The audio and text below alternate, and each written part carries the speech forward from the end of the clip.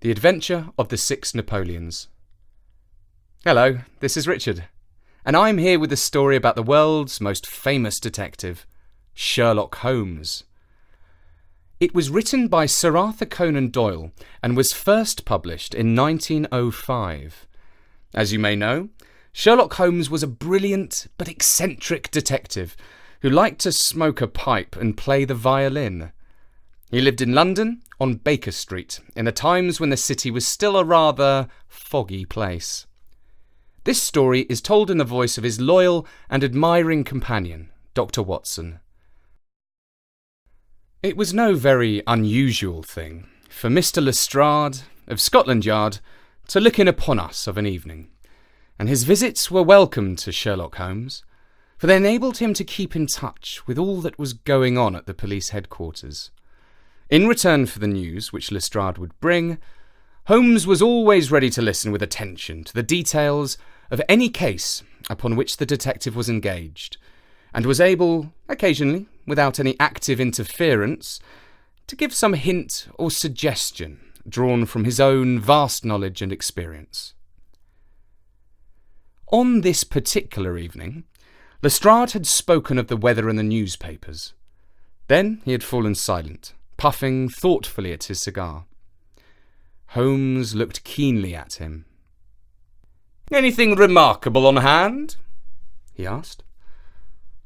"Oh no, Mr. Holmes. Nothing very particular." "Then tell me about it." Lestrade laughed.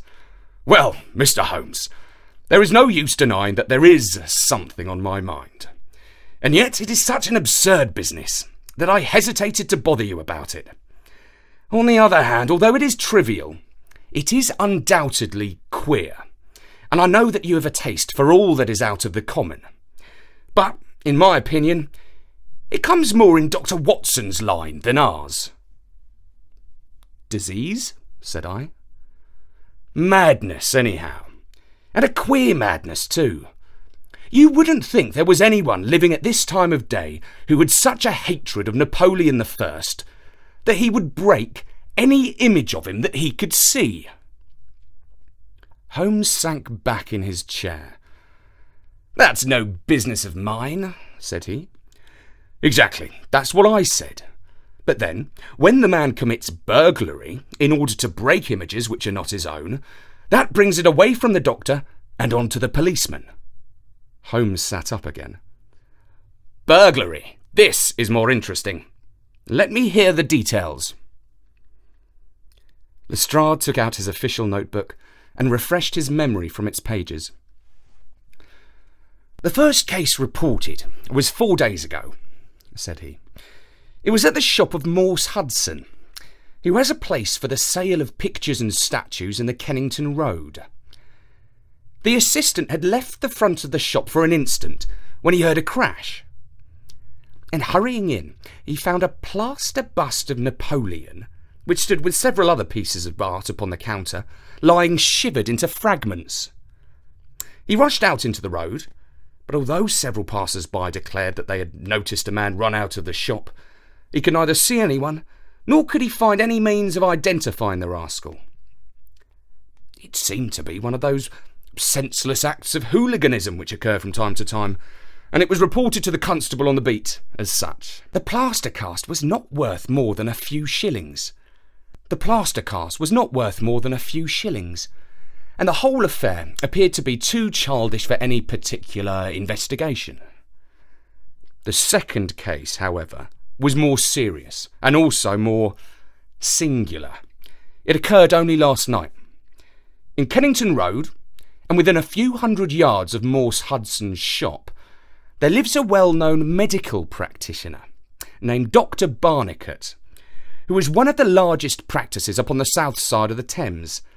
His residence and principal consulting room is at Kennington Road, but he has a branch surgery and dispensary at Lower Brixton Road, 2 miles away. This Dr. Barnicot is an enthusiastic admirer of Napoleon, and his house is full of books, pictures, and relics of the French Emperor.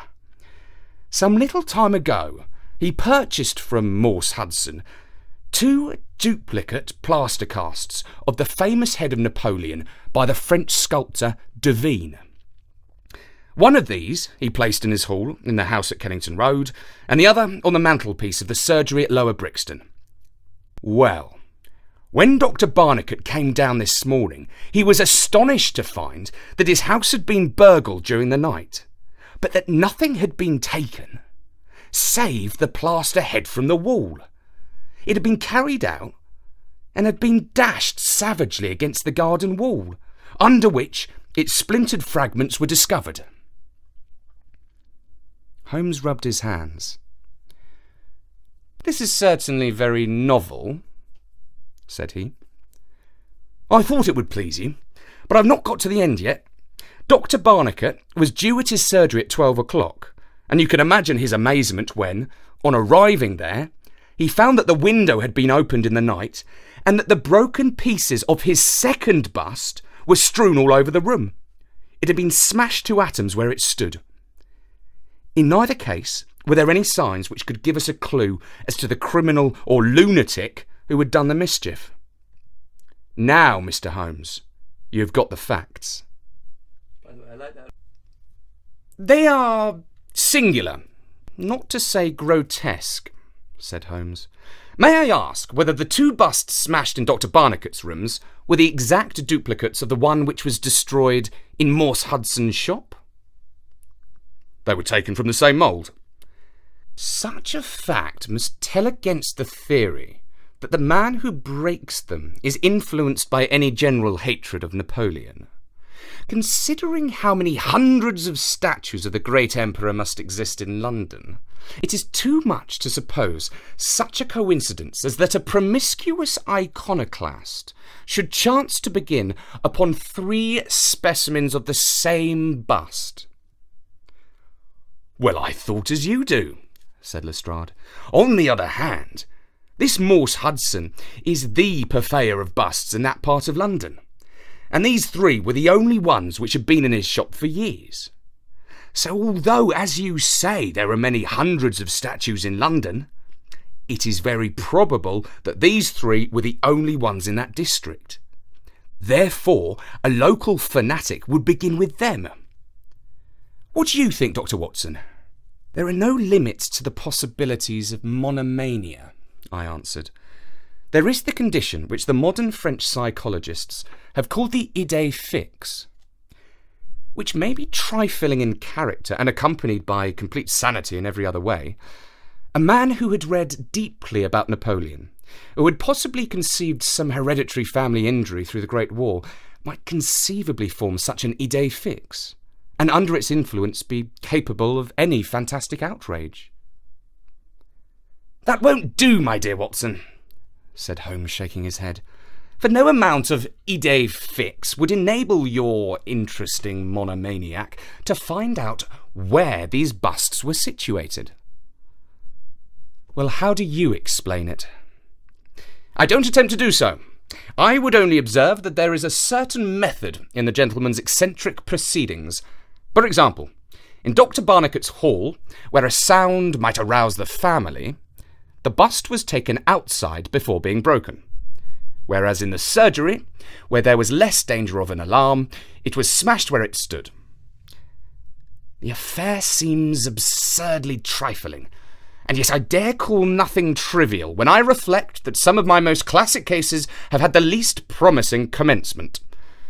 You will remember, Watson, how the dreadful business of the Abernethy family was first brought to my notice by the depth which the parsley had sunk into the butter upon a hot day. I can't afford, therefore, to smile at your 3 broken busts, Lestrade, and I shall be very much obliged to you if you will let me hear of any fresh development of so singular a chain of events." The development for which my friend had asked came in a quicker and an infinitely more tragic form than he could have imagined. I was still dressing in my bedroom next morning when there was a tap at the door and Holmes entered, a telegram in his hand. He read it aloud. "Come instantly. 131 Pitt Street, Kensington, Lestrade." "What does it mean?" I asked. "Don't know, maybe anything, but I suspect it is the sequel of the story of the statues. In that case, our friend the image breaker has begun operations in another quarter of London. There's coffee on the table, Watson, and I have a cab at the door. In half an hour we had reached Pitt Street, a quiet little backwater just beside one of the briskest currents of London life. Number 131 was one of a row, all flat-chested, respectable, and most unromantic dwellings. As we drove up, we found the railings in front of the house lined by a curious crowd. Holmes whistled. By George! It's attempted murder at the least. Nothing less will hold the London message boy. There's a deed of violence indicated in that fellow's round shoulders and outstretched neck. What's this, Watson? The top step's swilled down and the other one's dry. Footsteps enough, anyhow. Well, there's Lestrade at the front window, and we shall soon know all about it. The official received us with a very grave face and showed us into a sitting room, where an exceedingly unkempt and agitated elderly man, clad in a flannel dressing gown, was pacing up and down. He was introduced to us as the owner of the house, Mr. Horace Harker of the Central Press Syndicate. "It's the Napoleon bust business again," said Lestrade. "You seemed interested last night, Mr. Holmes, so I thought perhaps you would be glad to be present, now that the affair has taken a much graver turn." "What does it turn to, then?" "To murder. Mr. Harker, will you tell these gentlemen exactly what has occurred?" The man in the dressing gown turned upon us with a most melancholy face. "It's an extraordinary thing," said he. "All my life I've been collecting other people's news, and now that a real piece of news has come my own way, I am so confused and bothered that I can't put two words together. If I had come in here as a journalist, I should have interviewed myself and had 2 columns in every evening paper. As it is, I'm giving away valuable copy by telling my story over and over to a string of different people, and I can make no use of it myself. However, I've heard your name, Mr. Sherlock Holmes, and if you'll only explain this queer business, I shall be paid for my trouble in telling you the story." Holmes sat down and listened. "It all seems to centre round that bust of Napoleon, which I bought for this very room about 4 months ago. I picked it up cheap from Harding Brothers, 2 doors from High Street Station. A great deal of my journalist work is done at night, and I often write until the early morning. So it was today. I was sitting in my den, which is at the back of the top of the house, about 3 o'clock, when I was convinced that I heard some sounds downstairs. I listened, but they weren't repeated, and I concluded that they came from outside. Then suddenly, about 5 minutes later, there came a most horrible yell, the most dreadful sound, Mr. Holmes, that ever I heard. It will ring in my ears as long as I live. I sat frozen with horror for a minute or two, and I seized the poker and went downstairs. When I entered this room, I found the window wide open, and I at once observed that the bust was gone from the mantelpiece. Why any burglar should take such a thing passes my understanding, for it was only a plaster cast and of no real value whatsoever. You can see for yourself that anyone going out through that open window could reach the front door by taking a long stride. This was clearly what the burglar had done, so I went round and opened the door. Stepping out into the dark, I nearly fell over a dead man who was lying there. I ran back for a light, and there was the poor fellow, his mouth horribly open. I should see him in my dreams. I had just time to blow on my police whistle, and then I must have fainted, for I knew nothing more until I found the policeman standing over me in the hall." "Well, who was the murdered man?" asked Holmes. "There's nothing to show who he was," said Lestrade. "You shall see the body at the mortuary, but we have made nothing of it up to now. He is a tall man, sunburned, very powerful, not more than 30. He is poorly dressed, yet does not appear to be a labourer. A horn-handled clasp knife was lying in a pool of blood beside him. Whether it was the weapon which did the deed, or whether it belonged to the dead man, I do not know. There was no name on his clothing, and nothing in his pockets save an apple, some string, a shilling map of London, and a photograph. Here it is. It was evidently taken by a snapshot from a small camera. It represented an alert, sharp-featured simian man with thick eyebrows and a very peculiar projection of the lower part of the face, like the muzzle of a baboon. "And what became of the bust?" asked Holmes, after a careful study of this picture. "We had news of it just before you came. It has been found in the front garden of an empty house in Camden House Road. It was broken into fragments. I'm going round now to see it. Will you come?" "Certainly. I must just take one look around." He examined the carpet and the window. "The fellow had either very long legs or was a most active man," said he. "With an area beneath, it was no mean feat to reach that window ledge and open that window. Getting back was comparatively simple. Are you coming with us to see the remains of your bust, Mr. Harker?" The disconsolate journalist had seated himself at a writing table. "I must try and make something of it," said he, "though I've no doubt that the first editions of the evening papers are already out with full details. It's like my luck. You remember when the Stand fell at Doncaster? Well, I was the only journalist in the Stand, and my journal the only one that had no account of it, for I was too shaken to write it. And now I'll be too late with a murder done on my own doorstep." As we left the room, we heard his pen travelling shrilly over the foolscap. The spot where the fragments of the bust had been found was only a few hundred yards away. For the first time, our eyes rested upon this presentment of the great emperor, which seemed to raise such frantic and destructive hatred in the mind of the unknown. It lay scattered, in splintered shards upon the grass. Holmes picked up several of them and examined them carefully. I was convinced, from his intent face and his purposeful manner, that at last he was upon a clue. "Well?" asked Lestrade. Holmes shrugged his shoulders. "We have a long way to go yet," said he, "and yet, well, we have some suggestive facts to act upon. The possession of this trifling bust was worth more in the eyes of this strange criminal than a human life. That is one point. Then there is the singular fact that he did not break it in the house, or immediately outside the house, if to break it was his sole object.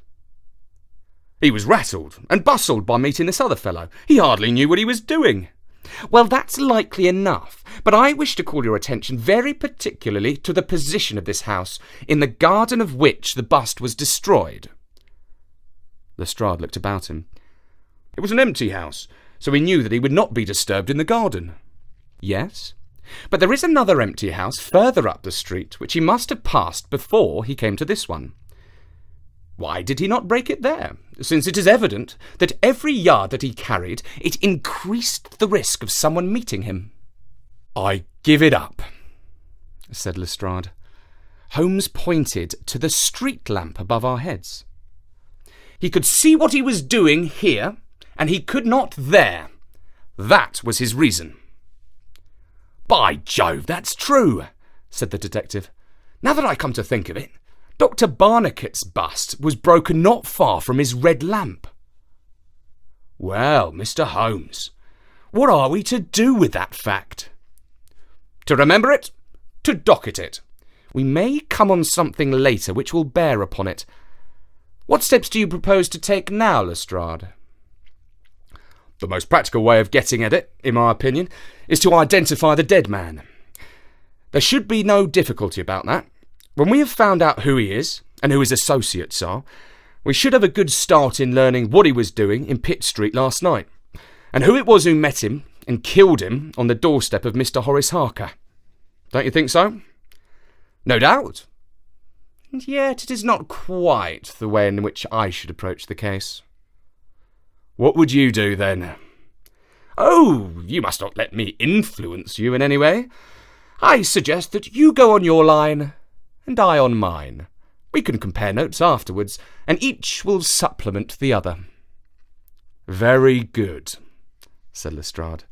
"If you were going back to Pitt Street, you might see Mr. Horace Harker. Tell him, for me, that I have quite made up my mind, and that it is certain that a dangerous homicidal lunatic with Napoleonic delusions was in his house last night. It will be useful for his article." Lestrade stared. "You don't seriously believe that?" Holmes smiled. "Don't I? Well, perhaps I don't. But I am sure that it will interest Mr. Horace Harker and the subscribers of the Central Press Syndicate. Now, Watson, I think that we shall find that we have a long and rather complex day's work before us. I should be glad, Lestrade, if you could make it convenient to meet us at Baker Street at 6 o'clock this evening. Until then, I should like to keep this photograph found in the dead man's pocket. It is possible that I may have to ask your company and assistance upon a small expedition which will have to be undertaken tonight, if my chain of reasoning should prove to be correct. Until then, goodbye and good luck." Sherlock Holmes and I walked together to the High Street, where we stopped at the shop of Harding Brothers, whence the bust had been purchased. A young assistant informed us that Mr. Harding would be absent until afternoon, and that he was himself a newcomer who could give us no information. Holmes's face showed his disappointment and annoyance. Well, we can't expect to have it all our own way, Watson," he said at last. "You must come back in the afternoon. If Mr. Harding will not be here until then, I am, as you have no doubt surmised, endeavouring to trace these busts to their source, in order to find if there is not something peculiar which may account for their remarkable fate. Let us make for Mr. Morse Hudson of the Kennington Road, and see if he can throw any light upon the problem." A drive of an hour brought us to the picture dealer's establishment. He was a small, stout man, with a red face and a peppery manner. "Yes, sir. On my very counter, sir," said he. "What we pay rates and taxes for, I don't know, when any ruffian can come in and break one's goods. Yes, sir, it was I who sold Dr. Barnacle his 2 statues. Disgraceful, sir. A nihilist plot. That's what I make it. No one but an anarchist would go about breaking statues. Red Republicans. That's what I call them." "Who did I get the statue from?" "I don't see what that has to do with it." "Well, if you really want to know, I got them from Gelder & Co. in Church Street, Stepney. They're a well-known house in the trade and have been this 20 years. How many had I?" 3. 2 and 1 are 3. 2 are Dr. Barnacle's, and 1 smashed in broad daylight on my own counter. Do I know that photograph? No, Yes, I do, though. Why, it's Beppo. He was a kind of Italian piecework man who made himself useful in the shop. He could carve a bit and gild and frame and do odd jobs. The fellow left me last week, and I've heard nothing of him since. No, I don't know where he came from, nor where he went to. I had nothing against him while he was here. He was gone 2 days before the bust was smashed. Well, that's all we could reasonably expect from Morse Hudson, said Holmes as we emerged from the shop. We had this Beppo as a common factor, both in Kennington and in Kensington, so that is worth a 10-mile drive. Now, Watson, let us make for Gelder & Co. of Stepney, the source and origin of the busts.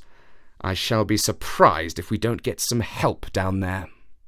In rapid succession, we passed through the fringe of fashionable London, Hotel London, theatrical London, literary London, commercial London, and finally, maritime London, till we came to a riverside city of 100,000 souls, where the tenement houses swelter and reek with the outcasts of Europe. Here, in a broad thoroughfare, once the abode of wealthy city merchants, we found the sculpture works for which we searched. Outside was a considerable yard full of monumental masonry. Inside was a large room in which 50 workers were carving or moulding. The manager received us civilly and gave a clear answer to all Holmes's questions. A reference to his books showed that hundreds of casts had been taken from a marble copy of Devine's Head of Napoleon, but that the 3 which had been sent to Morse Hudson a year or so before had been half of a batch of 6, the other 3 being sent to Harding Brothers of Kensington. There was no reason why those 6 should be different from any of the other casts. He could suggest no possible cause why anyone should wish to destroy them. In fact, he laughed at the idea. Their wholesale price was 6 shillings, but the retailer would get 12 or more. The cast was taken in 2 moulds from each side of the face, and then these 2 profiles of plaster of Paris were joined together to make the complete bust. The work was usually done by Italians in the room we were in. When finished, the busts were put on a table in the passage to dry and afterwards stored. That was all he could tell us.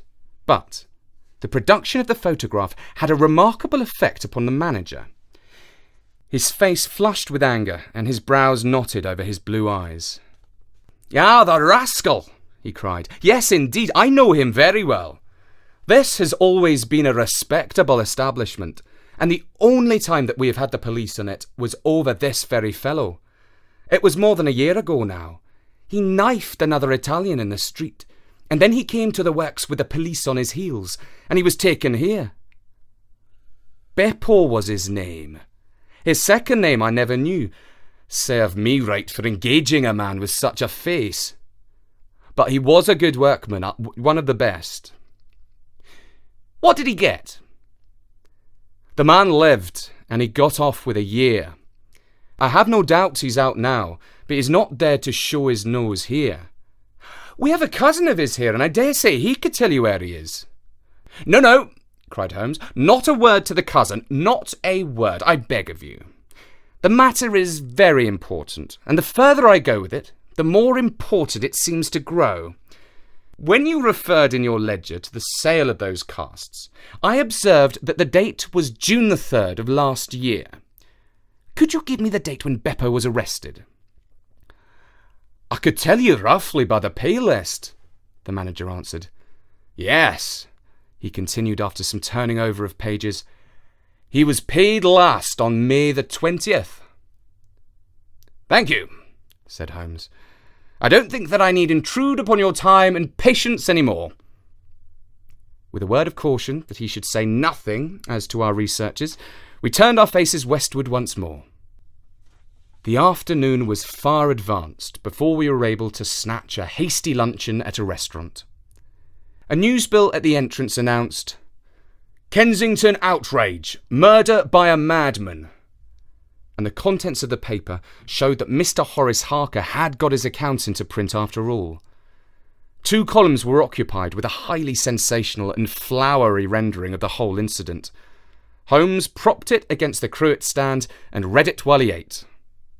Once or twice he chuckled. "This is all right, Watson," said he. "Listen to this. It is satisfactory to know that there can be no difference of opinion upon this case, since Mr. Lestrade, one of the most experienced members of the official force, and Mr. Sherlock Holmes, the well-known consulting expert, have each come to the conclusion that the grotesque series of incidents which have ended in so tragic a fashion arise from lunacy rather than from deliberate crime. No explanation save mental aberration can cover the facts." The press, Watson, is a most valuable institution if you only know how to use it. And now, if you have quite finished, we will hark back to Kensington and see what the manager of Harding Brothers has to say on the matter. The founder of that great emporium proved to be a brisk, crisp little person, very dapper and quick, with a clear head and a ready tongue. "Yes, sir, I have already read the account in the evening papers. Mr. Horace Harker is a customer of ours. We supplied him with a bust some months ago. We ordered 3 busts of that sort from Gelder & Co. of Stepney. They're all sold now." "To whom?"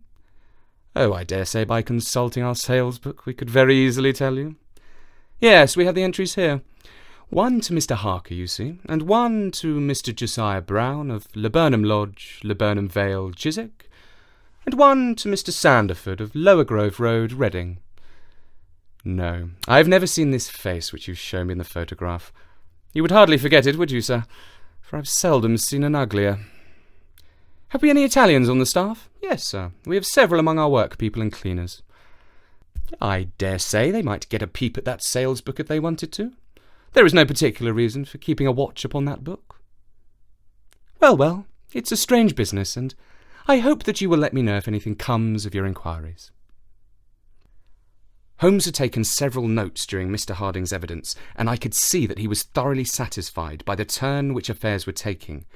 He made no remark, however, save that unless we hurried, we should be late for our appointment with Lestrade.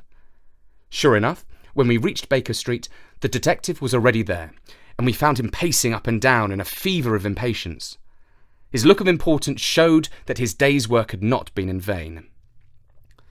"Well," he asked, "what luck, Mr. Holmes?"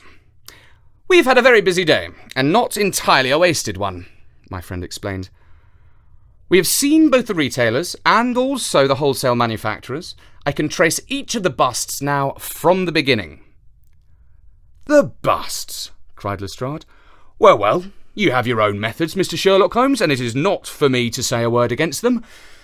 But I think I have done a better day's work than you. I have identified the dead man." "You don't say so." "And found a cause for the crime." "Splendid.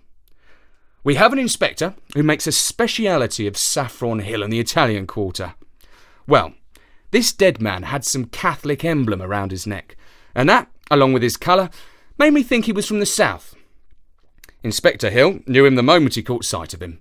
His name is Pietro Vanucci, from Naples, and he's one of the greatest cutthroats in London. He is connected with the Mafia, which, as you know, is a secret political society enforcing its decrees by murder. Now, you will see how the affair begins to clear up. The other fellow is probably an Italian also, and a member of the Mafia. He has broken the rules in some fashion. Pietro is set upon his track. Probably the photograph we found in his pocket is the man himself, so that he may not knife the wrong person. He dogs the fellow. He sees him enter a house. He waits outside for him, and in the scuffle he receives his own death wound. How is that, Mr. Sherlock Holmes?" Holmes clapped his hands approvingly. "Excellent, Lestrade, excellent," he cried. "But I didn't quite follow your explanation of the destruction of the busts." "The busts! You can never get those busts out of your head. After all, that is nothing. Petty larceny, 6 months at the most.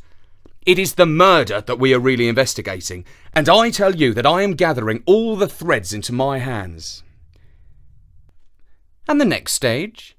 "Is a very simple one. I shall go down with Hill to the Italian Quarter, find the man whose photograph we've got, and arrest him on the charge of murder. Will you come with us?" "I think not. I fancy we can attain our end in a simpler way. I can't say for certain, because it all depends... Well, it all depends upon a factor which is completely outside our control. But I have great hopes. In fact, the betting is exactly 2-1 that if you will come with us tonight, I shall be able to help you lay him by the heels." "In the Italian Quarter?" "No. I fancy Chiswick is an address which is more likely to find him. If you will come with me to Chiswick tonight, Lestrade, I'll promise to go to the Italian Quarter with you tomorrow, and no harm will be done by the delay.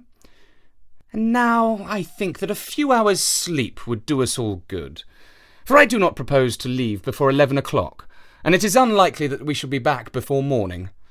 You'll dine with us, Lestrade, and then you are welcome to the sofa until it is time for us to start. In the meantime, Watson, I should be glad if you would ring for an express messenger, for I have a letter to send, and it is important that it should go at once." Holmes spent the evening in rummaging among the files of the old daily papers with which one of our lumber rooms was packed. When at last he descended, it was with triumph in his eyes. but he said nothing to either of us as to the result of his researches. For my own part, I had followed step by step the methods by which he had traced the various windings of this complex case. And though I could not yet perceive the goal which we would reach, I understood clearly that Holmes expected the grotesque criminal to make an attempt upon the two remaining busts, one of which I remembered was at Chiswick. No doubt the object of our journey was to catch him in the very act, and I could not but admire the cunning with which my friend had inserted a wrong clue in the evening paper, so as to give the fellow the idea that he could continue his scheme with impunity. I was not surprised when Holmes suggested that I should take my revolver with me. He had himself picked up the loaded hunting crop, which was his favourite weapon. A four-wheeler was at the door at 11, and in it we drove to a spot at the other side of Hammersmith Bridge. Here the cabman was directed to wait. A short walk brought us to a secluded road fringed with pleasant houses, each standing in its own grounds.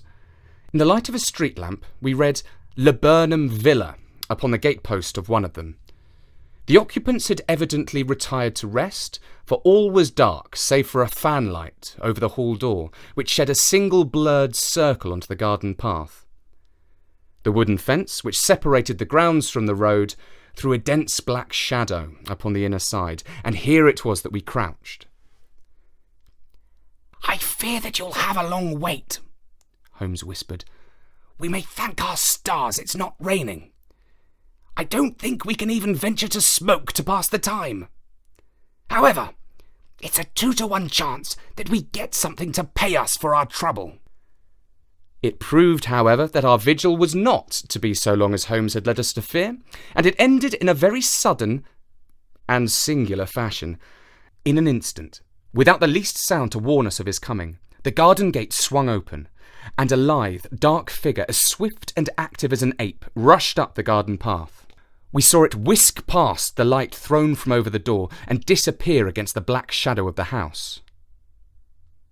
There was a long pause, during which we held our breath, and then a very gentle creaking sound came to our ears. The window was being opened. The noise ceased, and again there was a long silence. The fellow was making his way into the house. We saw the sudden flash of a dark lantern inside the room. What he sought was evidently not there, for again we saw the flash through another blind, and then through another. "Let us go to the open window. We'll nab him as he climbs out," Lestrade whispered. But before we could move, the man had emerged again. As he came out into the glimmering patch of light, we saw that he carried something white under his arm. He looked stealthily all around him. The silence of the deserted street reassured him. Turning his back upon us, he laid down his burden, and the next instant there was the sound of a sharp tap, followed by a clatter and rattle. The man was so intent upon what he was doing that he never heard our steps as we stole across the grass plot. With the bound of a tiger, Holmes was on his back, and an instant later Lestrade and I had him by either wrist, and the handcuffs had been fastened. As we turned him over, I saw a hideous sallow face with writhing, furious features glaring up at us, and I knew that it was indeed the man of the photograph whom we had secured. But it was not our prisoner to whom Holmes was giving his attention. Squatted on the doorstep, he was engaged in most carefully examining that which the man had brought from the house. It was a bust of Napoleon, like the one which we had seen that morning, and it had been broken into similar fragments. Carefully, Holmes held each separate shard to the light, but in no way did it differ from any other shattered piece of plaster. He had just completed his examination when the hall lights flew up, the door opened, and the owner of the house, a jovial, rotund figure in shirt and trousers, presented himself. "Mr. Josiah Brown, I suppose," said Holmes. "Yes, sir, and you, no doubt, are Mr. Sherlock Holmes. I had the note which you sent by the express messenger, and I did exactly what you told me. We locked every door on the inside and awaited developments. Well, I'm very glad to see that you have got the rascal. I hope, gentlemen, that you will come in and have some refreshment." However, Lestrade was anxious to get his man into safe quarters, So within a few minutes our cab had been summoned and we were all four upon our way to London. Not a word would our captive say, but he glared at us from the shadow of his matted hair, and once when my hand seemed within his reach he snapped at it like a hungry wolf. We stayed long enough at the police station to learn that a search of his clothing revealed nothing save a few shillings and a long sheath knife, the handle of which bore copious traces of recent blood. "That's all right," said Lestrade as we parted. "Hill knows all these gentry, and he will give a name to him. You'll find that my theory of the mafia will work out all right. But I'm sure I'm exceedingly obliged to you, Mr. Holmes, for the workmanlike way in which you laid hands upon him. I don't quite understand it all yet." "I fear it is rather too late an hour for explanations," said Holmes. "Besides, there are one or two details which are not finished off, and it is one of those cases which are worth working out to the very end. If you will come round once more to my rooms at 6 o'clock tomorrow, I think I shall be able to show you that even now you have not grasped the entire meaning of this business, which presents some features which make it absolutely original in the history of crime. If ever I permit you to chronicle any more of my little problems, Watson, I foresee that you will enliven your pages by an account of the singular adventure of the Napoleonic busts." When we met again next evening, Lestrade was furnished with much information concerning our prisoner. His name, it appeared, was Beppo, second name unknown. He was a well-known ne'er-do-well among the Italian colony. He had once been a skilful sculptor and had earned an honest living, but he had taken to evil courses and had twice already been in jail. Once for petty theft, and once, as we had already heard, for stabbing a fellow countryman. He could talk English perfectly well. His reasons for destroying the busts were still unknown, and he refused to answer any questions upon the subject. But the police had discovered that these same busts might very well have been made by his own hands, since he was engaged in this class of work at the establishment of Gelder & Co. To all this information, much of which we already knew, Holmes listened with polite attention. But I, who knew him so well, could clearly see that his thoughts were elsewhere, and I detected a mixture of mingled uneasiness and expectation beneath that mask which he was wont to assume. At last he started in his chair and his eyes brightened. There had been a ring at the bell. A minute later we heard steps upon the stairs, and an elderly red-faced man with grizzled side whiskers was ushered in. In his right hand he carried an old-fashioned carpet bag, which he placed upon the table. "Is Mr. Sherlock Holmes here?" My friend bowed and smiled. "Mr. Sandford of Reading, I suppose," said he. "Yes, sir. I fear that I'm a little late, but the trains were awkward. You wrote to me about a bust that is in my possession." "Exactly.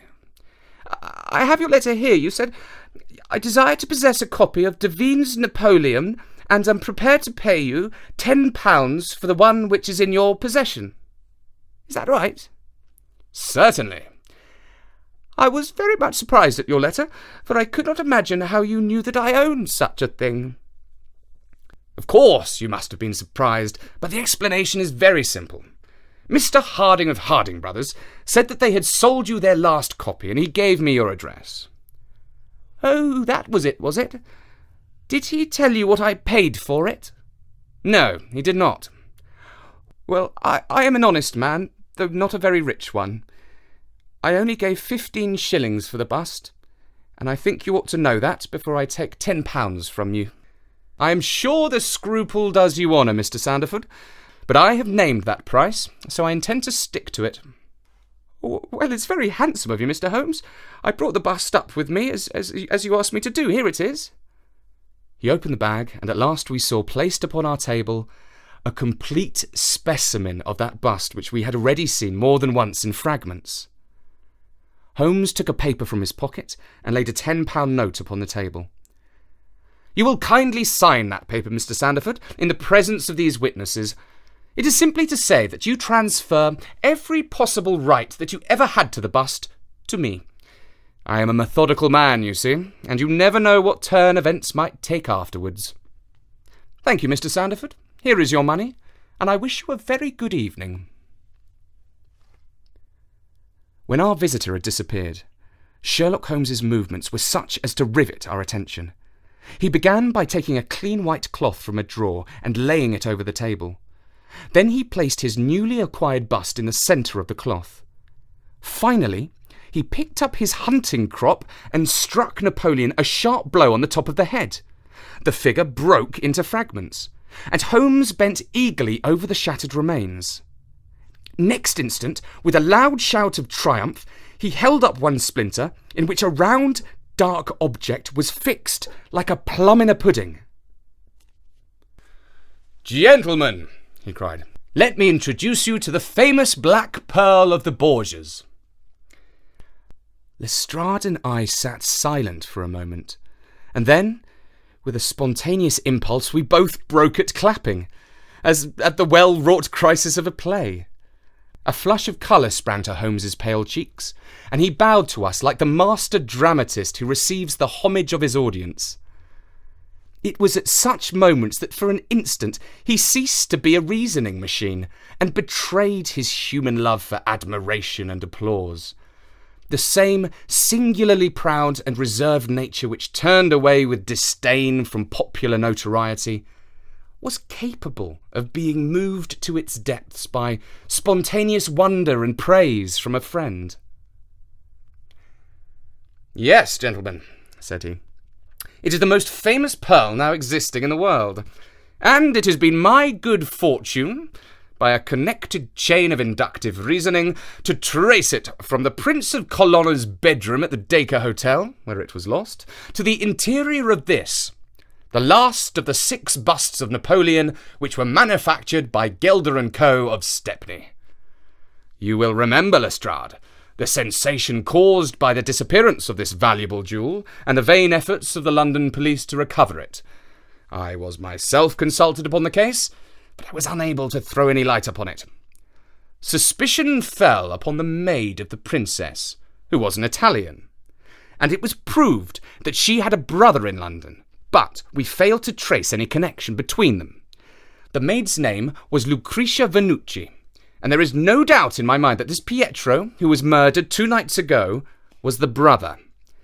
I have been looking up the dates in the old files of the paper, and I find that the disappearance of the pearl was exactly 2 days before the arrest of Beppo for some crime of violence, an event which took place in the factory of Gelder & Co., at the very moment when these busts were being made. Now, you clearly see the sequence of events, though you see them, of course, in the inverse order to the way in which they presented themselves to me. Beppo had the pearl in his possession. He may have stolen it from Pietro. He may have been Pietro's confederate. He may have been the go-between of Pietro and his sister. It is of no consequence to us which is the correct solution. The main fact is that he had the pearl, and at that moment, when it was on his person, he was pursued by the police. He made for the factory in which he worked, and he knew that he had only a few minutes in which to conceal this enormously valuable prize, which would otherwise be found on him if he was searched. 6 plaster casts of Napoleon were drying in the passage. One of them was still soft. In an instant, Beppo, a skilful workman, made a small hole in the wet plaster, dropped in the pearl, and with a few touches covered over the aperture once more. It was an admirable hiding place. No one could possibly find it. But Beppo was condemned to a year's imprisonment, and in the meanwhile, his 6 busts were scattered over London. He could not tell which contained his treasure. Only by breaking them could he see. Even shaking would tell him nothing, for as the plaster was wet, it was probable that the pearl would adhere to it, as in fact it has done. Beppo did not despair, and he conducted his search with considerable ingenuity and perseverance. Through a cousin who works with Gelder, he found out the retail firms who had bought the busts. He managed to find employment with Morse Hudson, and in that way tracked down 3 of them. The pearl was not there. Then, with the help of some Italian employee, he succeeded in finding out where the other 3 busts had gone. The first was at Harker's. There he was dogged by his confederate, who held Beppo responsible for the loss of the pearl, and he stabbed him in the scuffle which followed. If he was his confederate, why should he carry his photograph? I asked. As a means of tracing him, if he wished to inquire about him from any third person. That was the obvious reason. Well, after the murder, I calculated that Beppo would probably hurry rather than delay his movements. He would fear that the police would read his secret, and so he hastened on before they should get ahead of him. Of course, I could not say that he had not found the pearl in Harker's bust. I had not even concluded for certain that it was the pearl. But it was evident to me that he was looking for something, since he carried the bust past the other houses in order to break it in the garden which had a lamp overlooking it. Since Harker's bust was 1 in 3, the chances were exactly as I told you, 2 to 1 against the pearl being inside it. There remained 2 busts, and it was obvious that he would go for the London one first. I warned the inmates of the house so as to avoid a second tragedy, and we went down with the happiest results. By that time, of course, I knew for certain that it was the Borgia pearl we were after. The name of the murdered man linked the one event with the other. There only remained a single bust, the Reading one, and the pearl must be there. I bought it in your presence from the owner, and there it lies. Well, said Lestrade, I've seen you handle a good many cases, Mr. Holmes. But I don't know that I ever knew a more workmanlike one than that. We're not jealous of you at Scotland Yard. No, sir. We are very proud of you. And if you come down tomorrow, there's not a man, from the oldest inspector to the youngest constable, who wouldn't be glad to shake you by the hand. Thank you, said Holmes. Thank you.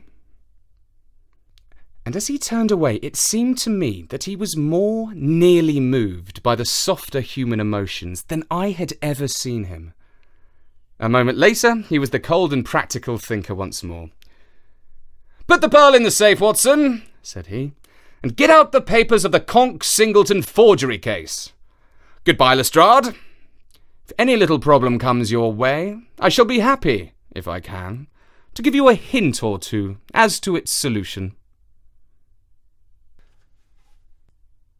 And that was The Adventure of the 6 Napoleons by Sir Arthur Conan Doyle.